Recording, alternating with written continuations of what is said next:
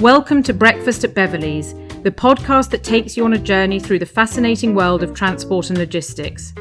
Join your host, Beverley Bell CBE, an industry expert and former senior traffic commissioner, as she navigates the highways and byways of the industry. From sunrise to sunset, we're here to accompany you on the road, bringing you insights, advice, and thought-provoking conversations with notable guests in the field. We hope you enjoy this episode.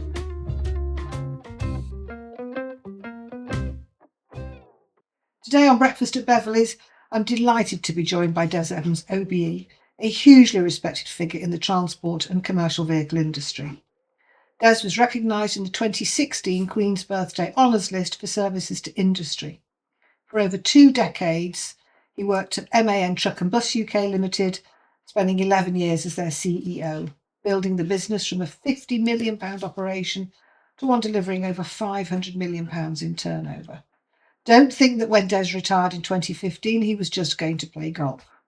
Des has continued to influence the industry as an honorary professor at Aston University, a valued contributor at Cranfield, and a hugely respected and knowledgeable advisor to several industry trade associations. His expertise in developing disruptive business models has helped reshape how companies think and communicate. Des, it's an absolute pleasure to have you with us today. Thank you, Des, for joining us today. What do you normally have for breakfast, Des? Today you've had some croissant and some fruit. What do you normally have? I'm a tea and toast man, sometimes with Marmite. Oh, you're a Marmite person. Yeah. It's either a love or a hate. No, I like it. Yeah, so does my wife. So tea and toast in the morning, that's what gets me. Morning fitness routine? I don't have what do you call a fitness routine, but I play golf a lot now. I walk 28, 30 miles a week, play golf 4 times a week. So that's kept me in shape. And I think the biggest thing in the 10 years since I retired from corporate life was a real big change in lifestyle. I think, as you probably know, I had some history of certain issues, some cardiac issues. I had 3 stents fitted, and then during one of the procedures, I had a stroke, and that more or less finished me. But I think corporate life and the way I managed my life was quite hectic. And since retiring, I've completely changed how I live. I've lost 12 kilos, 3 stone in weight. What's your secret? Walking, eating sensibly, reducing my alcohol intake by about 80%. Wow. Yeah, and cooking a lot. I do a lot of. I cook a lot. So I eat sensibly now. I had more time for my family. I see more of my kids, and generally just a far more relaxed way of life. So I think I can sum it up by saying, compared to my corporate life, I have a relatively stress-free way of life, for which I'm very grateful. And I wouldn't automatically describe you as relaxed. You're somebody that moves at 100 miles an hour, no matter what you're doing. How do you make that transition from the corporate world, where you've got to be 100 miles an hour, managing lots of different things, to still being, as you are, a key influencer and personality in the sector, whilst balancing that lifestyle? Now, I think when I left corporate life, I think for the first 6 months or so, I did find it difficult being out of office. Yeah. Because for 42 years, I'd never been out of office. And having focus on so many things, balancing so many issues, juggling so many balls, that was a way of life. To be confronted with almost immediately a sedentary way of life with no reason to get up in the morning, mainly because I couldn't. But well, yes, you were unwell, weren't you? Yeah, I got over that within 6 months. But I think it also gave me time to think about what I really wanted to do. And I had the opportunity, first of all, with Aston Business School, where I'd been an honorary professor for a while. I got more involved in some of the education programs there. on providing input for them on various master's programs. So that kept me quite active mentally. I then got involved with a couple of non-exec roles, one with the Mercedes-Benz group of dealers, another with a contract hire and rental company. So that kept me active for a while. I actually established my own company, consultancy company, ABS as it was, Automotive Business Solutions. And that gave me quite a lot of things to do for certainly 4 or 5 years. So it kept you busy. What did you want to do when you were a little boy, Des? When I was a little boy, I had one ambition, and that was to play football. And did you achieve that ambition? Well, going through my teens, and it's interesting because I'm an identical twin.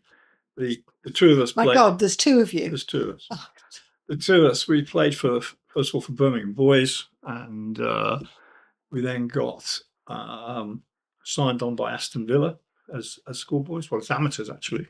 So we had 2 years at Aston Villa, but I'm going back nearly 60 years now. And that was quite enjoyable, but never good enough. Mind you, the salaries for an apprentice, I think 60 years ago, would be something like about £10 a week. It's not your £10,000 a week that a junior gets. I think, yeah, it's very, very, very. So I think I was born 50 years too soon, to be quite honest. And who let you go from the world of football? Tommy Doherty, I had a letter from, not that he would have even known who I was, but I had a letter to say, thank you for your services, you're free to go and join another club. And so what I did, I completed my A-levels, not exactly outstanding results, I have to say. And anyway, it got me into what was Leicester Poly, or De Montfort University as it is today. And I was there for 3 years, reading business studies and marketing.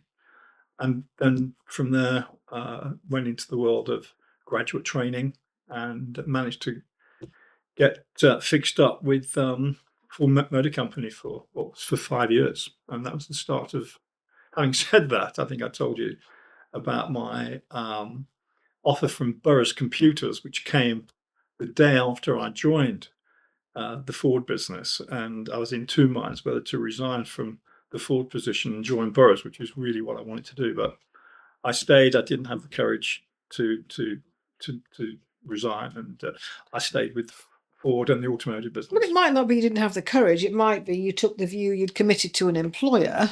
And I guess that's what it was. Yeah, I think that's probably what it was. When we were talking last night when we had dinner, you were talking about the graduate training program.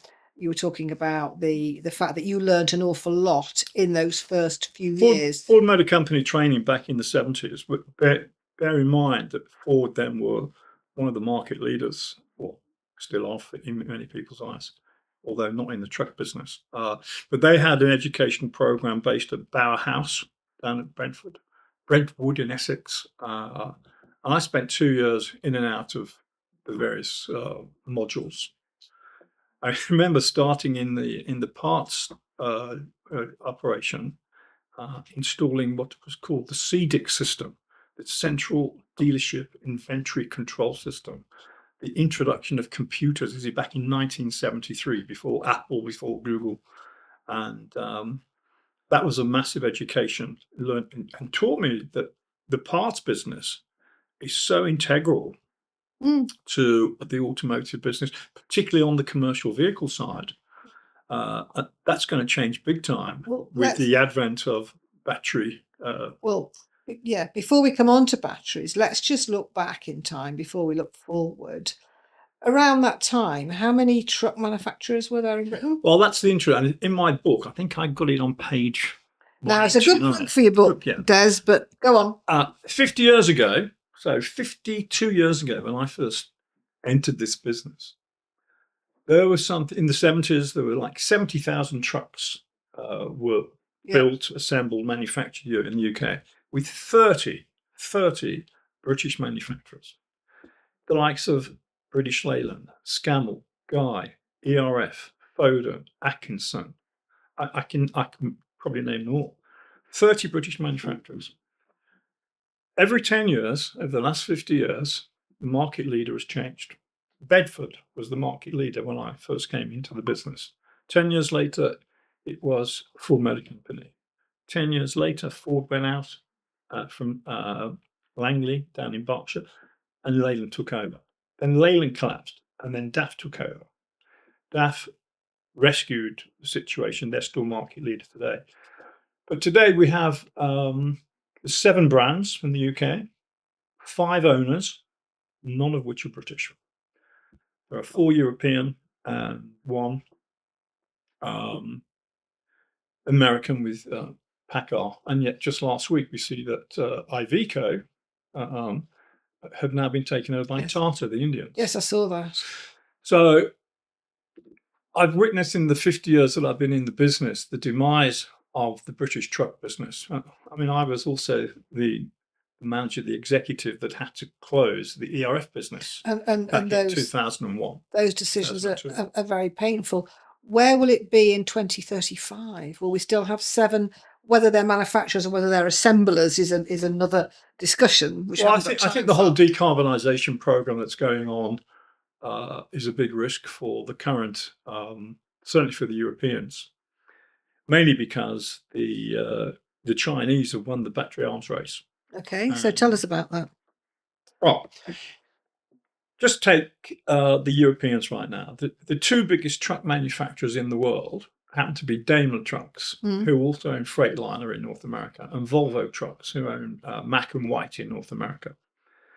Yet, strangely enough, in both those companies, their biggest shareholder is Geely, which is a Chinese investor and also battery producer. If you look at the decarbonisation through the prism of electrification, you need to have availability of what we call gigafactories. A 35 gigawatt factory can produce 500,000 battery power units. Presumably these factories are huge. They are, and in China, they own 70% of the lithium-ion cobalt resources around the world, and they've got over 100 gigafactories under their control. To put that in context, in America there are 8. Tesla owned, obviously the biggest one there, and in Europe there are 6, and in the UK there are none. What happens when that lithium ion runs out? It'll be replaced by solid state and nickel and zinc. Oh, right, okay. And that's a very interesting commodity because, and the primary reason why Mr. Trump wants to buy Greenland and access Canada, because the world's biggest availability of nickel and zinc happen to be in Greenland and Canada. Solid state is a different material to lithium ion. And again, in our book, we can explain all that.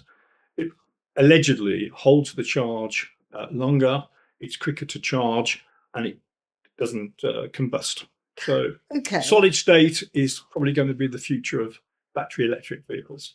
So if I'm a goods vehicle operator operating 100 trucks, and I'm wedded to my diesel vehicles, how are you going to persuade me to go down the right? No, we're not going to persuade you, and it's not necessary. Electrification will be okay in the short to medium term for light and medium weight vehicles.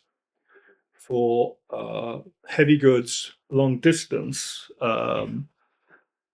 HGV vehicles, electrification right now, the business case is too difficult. If you just look at the capital cost alone, for sure. If you take the capital cost again, which is operators even now focus too much on the cost of the capital as opposed to the total cost of ownership. We may come back to that because I think that is where a big focus needs to be. But the capital cost of a 44 tonner, which is 40% of the market, it's the biggest sector of the UK truck market, is £120,000 to buy it. An electric vehicle equivalent is probably 350 to 400,000. So that capital cost on an ICE vehicle right now, that's normally spread over a 3 to 5 replacement cycle years. For an electric vehicle, you need to have it over 10 or 12 years in order to make the TCO cost fit. But more importantly is the recharging and infrastructure, which just isn't there. Give you some idea of, if you take a 400 litre fuel tank on a 44 tonner, it takes several minutes to fill a 400 litre fuel tank, and you only need to fill it up 90 times a year to do 150,000 kilometres. to do the same kilometers with a battery electric vehicles, you need to charge it 300 times. And if you look at the cost of energy, around 45,000 for electric compared to 55,000 for diesel, there is just not a business case sufficient enough. Plus the infrastructure doesn't exist. And not only that, I think the new businesses will occur, and it'll be around not just recharging, it'll be about recycling and remanufacturing. So these are new businesses that will come as a result of that. But right now, you've got 40 million cars, 33 million cars, you've got 5 million vans, you've got 500,000 trucks and a few motorbikes. The focus is going to be on the cars and the vans. And on, if you take the truck business, you have three sectors: light, medium, and heavy. The heavy sector, which is 26 ton and above, that's 40% of sales and 40% of the vehicle park. The light and medium sector, it's around about 30% for each of those each year. And it is those vehicles, the lighter, 7 to 15 ton, 15 to 18, 12 to 18 ton, that's the medium sector. They are low mileage. They are back to base. They're municipal type operations. Last mile deliveries. Last mile deliveries. Those will lend themselves to electrification if you can have a home base charging system. I think that's where the focus will be, and that's where the business case for electrification will be but we've got a long way to go. But you've also then got to look at the regulations and government regulations, particularly from the EU and the UK. The imposition of quotas on manufacturers, I think, are quite extraordinary, and I think they're unfair, and I think they're unreasonable. It's going to take the next 10 years, maybe 15 years, before we can develop the appropriate infrastructure, and we need to get this all in perspective. Can I just ask you a question on government? Do you see government as an enabler or as a barrier to innovation, modernisation, and assisting particularly the transport sector, whether that's the operators or whether it's the manufacturers? Well, and this isn't a political question. What it is and what it should be are two different things. I mean, it should and could be an enabler. Right now, I think governments spend too much time listening to Swedish truants. And what do you mean by Swedish truants? Well, let me introduce you to Mr. What's her name? Greta Thunberg. Yeah. I mean, I don't know the woman or the girl or the woman now. I think she's in her early 20s now. But I think she needs to educate herself a little bit more on the realities from an economic and a business point of view. This is good. I wanted you to be controversial. So you're being controversial. That's not being controversial. Well, some people might see it as being controversial. Yeah. So that's one extreme of the the green agenda. I'll use very old-fashioned language, the green agenda. Yeah. At the other end of the scale, we've got to get the goods to market. We know 90% of goods that we use eat. Transport should be a recession-proof business. It is a recession-proof business. The question is whether people can make any margins on it. But just before we come on to that, so you're saying government's spent too long listening or paying attention. I'll call it the green agenda. What do you think government should be listening? Okay. Or who do you think government should be listening to? Governments of any colour extract in the region of 40 billion a year in various forms of taxation, whether it be fuel tax or whether it be VED. Yeah. What do they do with it? Don't ask me, Des. Okay. Don't get me started. Here's an idea, for instance. Well, first of all, let's put it into context. In the UK, we emit around just less than 1% of global CO2 emissions. 1%. Right?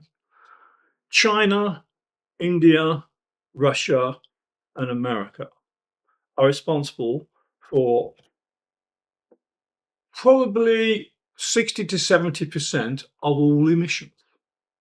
And what are they doing about it? Where is Greta Thunberg and her crew? Why aren't they outside the American embassies or the Russian embassies or the Chinese embassies complaining? Because you know what would happen to them. Okay, that's point number one. Interesting.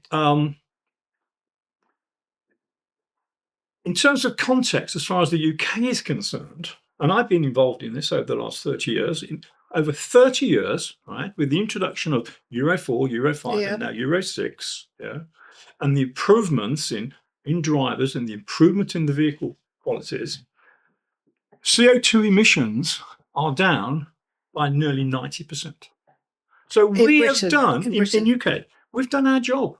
We've done our job. Now, a Euro 6 diesel engine, and bear in mind, I spent half my career with MAN, who was the inventor of diesel. Rudolf Diesel, was not a red-nosed reindeer. He was an engineer from Nuremberg and from Munich, and developed the machine that changed the world. The diesel engine is the machine that changed the world, because it's in 80% of boats that travel around the world. I think I've got an MAN diesel of some form. Diesel cars, diesel trucks, diesel trains, and yet we are trying to delete right now, or dismantle, a 100-year-old business model that has been responsible for all the improvements in worldwide economic fortunes, and we're trying to dismantle it in 25 years. Yeah. It is just an impossible thing to do. With no viable alternative. Yeah. Now, every manufacturer, and I have knowledge, I have good knowledge of my time with Mercedes, who are, the biggest truck manufacturer in the world, and with MAN, who invented the diesel engine. So I have great respect for these OEMs. All of them are great manufacturers. They're great people. They're great manufacturers. They don't wake up every day and think, what can we do to damage the climate, or what can we do? Of course. Their engineering expertise is spectacular, and yet they have some of the how can I say? I think they have some of the most unrealistic targets imposed on them right now. I would completely agree with you. But I'd also say that the industry is not very good about blowing its own trumpet and saying how marvellous it is and what those stats are that you've just talked about. So it's interesting that you said that. Can I move away from that? Just one thing on that line. Yeah. My biggest fear right now, we've seen the destruction, if I can call it that, of the UK truck business over 30, 40, 50 years. A bigger concern that I have right now, and again, it's in the book, is our own UK car and van assembly operation. Because we assemble around 1.5, 1.6 million vehicles here in the UK. Yeah. We do not have one gigafactory to produce batteries. And it takes 5 years to build one. And the law changes by 2030. 5 years to build a factory. 5 years. And if we don't have gigafactories, North, Midlands and South, we don't have three 35 gigawatt factories that can produce 500,000. So you have 1.5 million availability of production.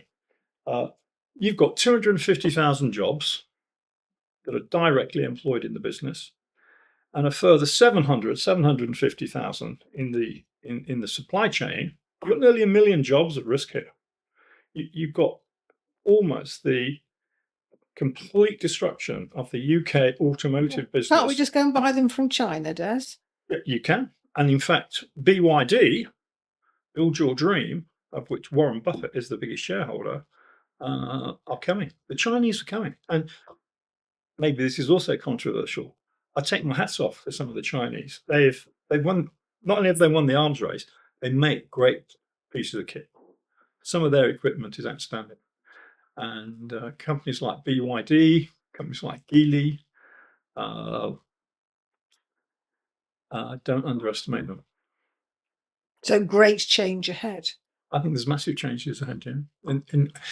And maybe we'll come on to it, but I mean, one of the lectures that I did at Aston Business School a couple of years ago, I think I told you last night, when I was answering a question about the future of automotive production. This is interesting. And there was 115 students in the room, and I was asked a question at the end of the lecture about how did I see autonomous driving mode as a threat to future production. And it was an interesting question. I said, "Oh, let me try and answer that if I can." Future, if you look at worldwide demand right now, there's 1.4 billion vehicles on the planet. There's 100 million produced every year. 95% of them are cars and vans. There's a couple of million trucks. Yeah. But if you look at the average utilization, certainly of the 33 million cars in the UK on a 24-hour clock, for 95% of its life, it's stationary. So that's issue number one. Issue number two is, when you look at the demographics of who has got a license to drive, I asked this question. First of all, the population of the UK above 17, when you can have a legal license, around 72% of the adult population have a license to drive. If you look at the current 17 to 25-year-old group, 42%. So it's almost half of what the current national total is. But then I asked this group of 115 mature students, master's students, 80% of them were not from the UK, 50-50 male, female. I asked them three questions. First of all, how many of that group have got a license to drive out of 115? Go on. Nine. Okay. And then I asked the second question, and I addressed it to the 9 who said they had a license. How many of them actually owned a vehicle? 4. And then I asked the third question. How many of you got an Uber account? 100%. And that was when the discussion really started, because the future is not about production or ownership. It's about usership. And it's about usership, mobility as a service. So it's buying transport as a service. So the future customers will not necessarily be the private punter. It's going to be fleet operators. It's going to be the Ubers of this world. So we'll have less car ownership. I think so, yeah. And not only that, you've got to look at, you talk about productivity. But Greta would like that. Greta would like less car ownership. Yes, for sure. And she would like more utilisation of the existing fleet. Imagine the autonomous drive now. And we're sat here now, and we want to go back to the ferry. I just dial up, autonomous vehicle, pictures up out there. I get in it, tell them where we want to go, and then off we go. Yeah, it's driverless. There's not even a driver in there. Yeah? Imagine that. And imagine that when 90% of the world's population are living in conurbations or are living in high-rise flats. They haven't got charging units. No. They don't want the responsibility of ownership, of taxation, of fueling up, of insurance. You make it sound very attractive. Yeah, exactly. To city dwellers. In the next... To city dwellers. Okay, I've been in the business 50 years. The next 50 years will be transformational. What we do today, we'll look back. I mean, unfortunately, well, maybe I won't be around, but we're going to see a completely different mode of transport. But then there's a problem for government, right? The 40 billion that they raise in taxes right now, where are they going to get the fuel tax from? Well, they'll find another way. It'll be taxed by telemetry. It'll be taxed by the mileage that you'll be able to track every mile that's done by every individual vehicle, and you'll be taxed accordingly to your electrical charge. So there'll be a way around it. But the mode of transport, the type of transport, we are going to see an absolute massive change. Okay, so a bit pushed for time, so I want to move away from. But you can read all about it in my book. That's the last opportunity you had to plug your book. I'm going to put it down now just to remind you. You don't need to plug it, Des. People buy it anyway. But we talked about vehicles. We talked about technology. Let's just look at the people for a moment. You talked about this excellent sort of grad scheme when you went to Ford Motor Company. And Mercedes, that was also very good. Yeah. When we were talking while we were having our breakfast, you were talking about the value of earn while you learn, the value of apprenticeships, the value of having those excellent training programs. And I know you're going to say it's my other book. It's your other book, but this is when you were this is when you were in your old role, and the company developed the MAN diploma. Yeah. Okay. But I just have to share this with our audience. You've got 3 volumes there: operations, marketing, and finance. What's the one that's missing, Des, and what do you call it? It's the HR,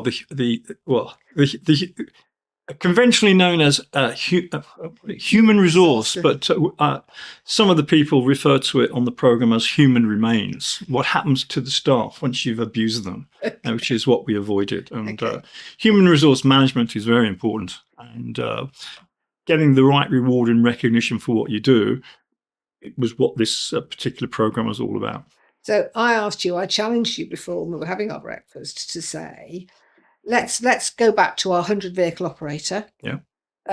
We had a little bit of an interesting debate before because I said they're successful, they're making 3% a year. Yeah. You said that's not successful, but it's average. It's average, but they're making a profit, and they want to really develop their business, and they want to learn how to increase their profitability, maybe increase their customer base, develop, innovate, and become bigger.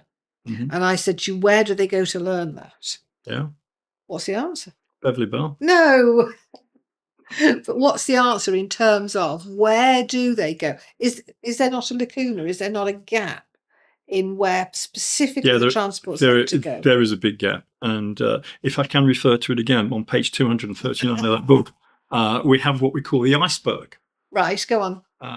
And this was one of the big promotions that we did when we launched the technology generation. We talked about the quite interesting in transport and the iceberg. It wasn't just the Titanic that hit it, yeah. Because if you look at the pyramid of costs in what we call a TCO, total cost of operation and total cost of ownership, the majority of transport operators, in my experience, always focus on that 10% that's above the waterline, right? Called the truck. Yes. And the capital cost. Yes, right. I completely agree. And the fuel cost. No. Just focus on the capital cost. It's the be all and end all. Oh, how can I buy a cheaper truck? Yes. Yeah. It represents less than 10% of the total operating cost. So if I gave another 10% discount, right, it would affect the bottom line by 1%. 90% of the costs of operating a truck, particularly a 44-ton tractor unit, 90% of the costs are below the line. 40% of it is fuel. Yes. 30% is driver. And then you've got tyres, and then you've got repair and maintenance, and then you've got insurance, and then you've got overheads. 90%. Now, if I can help the operator, or if the operator can help himself and get 10% off that 90% that's below the line, you will improve your bottom line by 300%. Now, why don't people focus on that? Because they're not told, because they don't know where to go. Okay, I can be very, how can I say, flippant here, but if I was your average truck operator today, if I wanted to double my profitability, to quote John Gregory, for instance, who says, I make £5,000 a year per truck, which is £100 a week or £20 a day. If I wanted to double that profitability, do you know what I'd do? Make sure I got the air pressure right in all my tyres. Oh, no, that's good advice. Yes, half a mile per gallon saving, 6% of a £60,000 fuel bill. That's nearly £4,000 just by having the air pressures right. Yeah. Now, if you've got the air pressures right, you don't have punctures. You don't have to replace tyres. And you don't have downtime. And you don't have downtime. And you don't have insurance costs. So there's lots of things you can do. But people don't do it. And they don't do it because I won't say they're not necessarily educated, but they don't focus on it. But you can, it's like in the business that I ran for a number of years with the diploma program, it was 4 modules of operations, human resource management, marketing, and finance. And the finance was always the last. It was about getting the 3 areas of operations, human resource management, and marketing right in the first place. And if you got those strategies and structures right, then the numbers would come right. But it's about educating yourself on the architecture of transport and the numbers in transport. And that's my point. I said before about you going at 100 miles an hour. You know these things, they're natural to you. You know your numbers, you know your stats, you know what solutions are. What I'm saying is I'm not sure that as an operator, they would know where to go. Okay, here's one for a start. Okay. Yeah, but you're saying here's a solution. I'm saying I'm going to give you a solution right now. Go on. Okay. Again, if I look at the average operator out there, who, I won't say some, I would say many as opposed to some, they're bullied by some of their customers. Oh, for sure. And I won't name don't. But I would say that there are certain yes, for sure. No, I think we call them supermarkets. No, I'm not going to say that. But retailers. How would you attract anybody to your business if you said to them, "Oh, by the way, this is the job and this is what you do, and by the way, we're going to pay you 3 times a year in arrears. Yes. Is that okay? Yeah. So work for me for 100, 120 days with no pay, and then we might pay you. Yes. Providing you've done everything correctly." That's how a lot of transport operators, if you look at the debtor days of 100, 90, 100, 120, that cannot be right. If there's one thing this Labour government is doing, or at least trying to do, and is introduce a law now where people get paid within 30 days, absolute maximum, I would encourage that. But then again, that's down to a responsible transport operator themselves managing that. Or saying, I'm not going to do that work, I'm going to do something. Saying I'm not going to, or do a credit check on the customer in the first place. You can't do a credit check on a large supermarket and say, well, we'll leave that. I want to ask you, because time's against us now, I want to ask you about what do you think the one quality is that makes an exceptional or a really good leader, manager, whether they're in transport.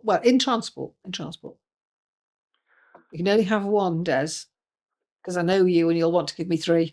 No, probably, yeah, but I could, can I name him or not? No. I'd like to name him.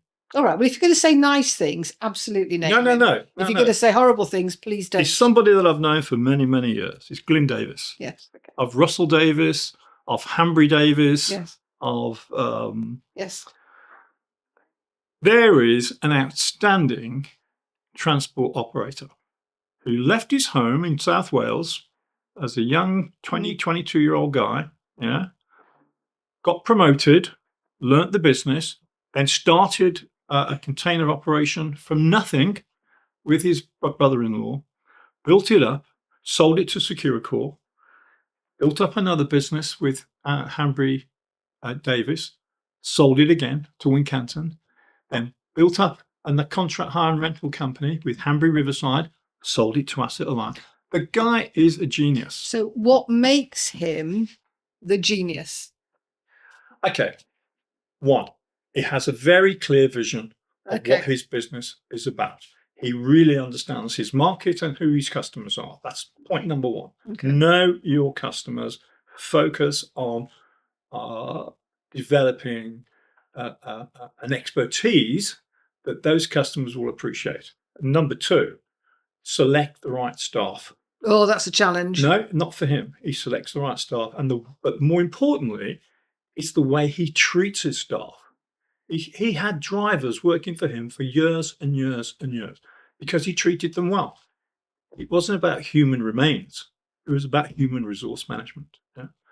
And number 3... I told you you'd give me 3. I told you would. Go on. You can have your third one. No, but select the right customers, select the right people, and recognition, reward and recognition. For the staff. For the staff. And the customers.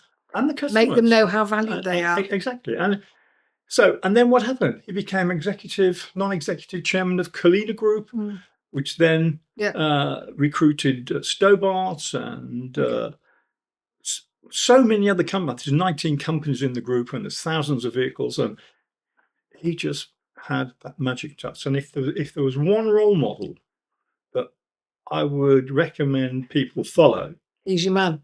He's your man. Okay. That's been really interesting. We haven't got enough time for me to ask you lots more questions, but it's now your opportunity, if you want to turn the tables and ask me anything that you would.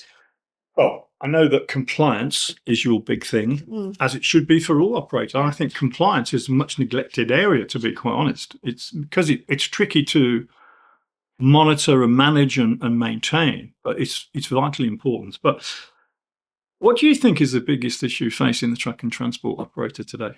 The compliance. Generally, I mean, is it cost? Is it people? What's acquisition of talent, retention of talent? I think is the biggest thing. When we go into organisations, whether they're teeny tiny or whether they're huge, we love to spot talent. And what do you think that they can do to improve on that? You mean in terms of the recruitment? You mean the operators in terms of recruitment and retention? Because let's face it, drivers, and come back to my earlier point about future drivers, there aren't going to be any. Value them, value your staff, value your drivers, value your planners, invest in them. Yeah. Don't talk about them disparagingly. Yeah. So many operators say, oh, bloody drivers, No. do this, do that. Value your staff because they're an extension of you as a person and your values. You talk about Glyn Davis being a role model. Yeah. For me, when we go into organisations, whether it's, as I say, teeny tiny or a large one, the culture of that organisation will tell you whether or not compliance is going to be an issue.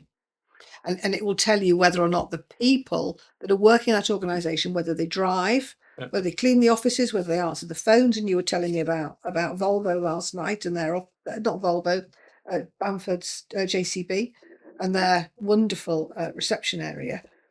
Value everybody in that organisation. That to me, you've got a Venn diagram there, Des. You've got 2 minutes to talk to me about a Venn diagram. And you just hit on the most important word. What? Culture. Oh, absolutely. And let me show you where culture. It sits at everything you do. No. But if for you look, the benefit of our listeners, if you look at most companies, he's drawing a Venn diagram. Okay, there are only 3 things you need to understand in business: right? Strategy, structure, and culture. Yes. What's your strategy? Yes. What's your structure? Yeah. That's going to help you deliver that strategy. But then, what is the culture? Yes. Now, in most companies, it's like that, and the culture bit is in there. Yes. And what it needs to be, it needs to be all encompassing. The phrase is all encompassing. Exactly. And so get your culture right first, and your strategy and your structure will take care of itself. And that's driven top down. Culture's driven top down. Exactly. So I did say that'll be 100-mile-an-hour gallop. I did say that, don't think that you've retired and have taken up golf. What I found really interesting today, as I did last night, is listening to what you have to say. And you did listen. I did, and I did say that you're not necessarily the best listener in the world. No. But you are, and that's because you've got such a lot to say. I've personally found it really interesting listening to you. I know that our listeners will. I'd like to thank you for travelling all the way down to the Isle of Wight. Not a problem. We've arranged the sun to shine. So thank you very much indeed, Des. Thank you, Beverley. Okay. As we conclude another fascinating journey through the world of transport and logistics, we want to express our sincere appreciation for listening. Your support means the world to us. Keep the conversation going by reaching out on social media with your questions and feedback. We're eager to hear from you and continue exploring together. Until next time, stay curious, stay informed, and check out our other episodes online. Take care on the roads and see you in the next episode.